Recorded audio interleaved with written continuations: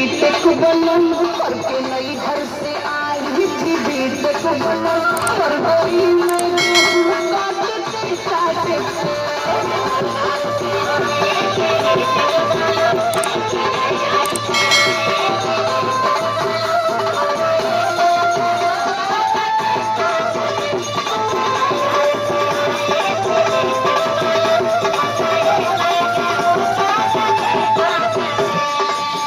करके नई घर से आई थी बीटेक बनल कर गई मैं गेहूं काटते काटते हुआ पापा से मेरे भारी मिस्टेक बनल हुआ पापा से मेरे भारी मिस्टेक बनल कर गई मैं गेहूं काटते काटते।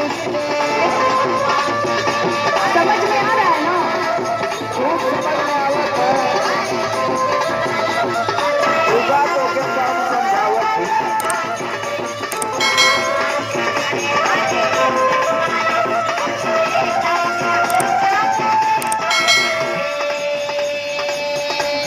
अच्छा तो ये बतावा